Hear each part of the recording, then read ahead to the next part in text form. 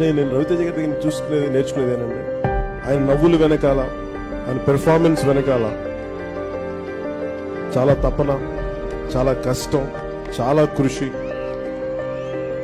ఇంకా చెప్పలేని కష్టాలతో కూడిన బాధలు.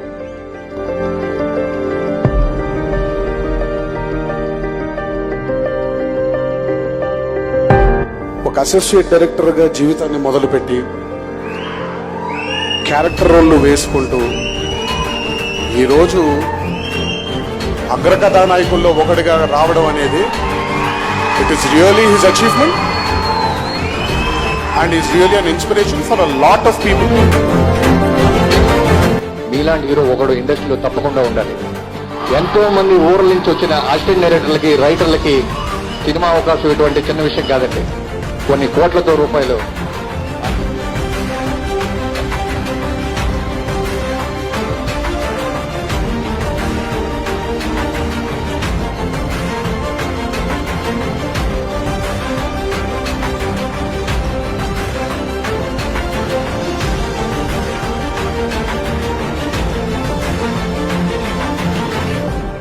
నేను సపోర్ట్ తో పైకి వచ్చిన వాడిని కాదు, సోలోగా పైకి వచ్చిన వాడిని.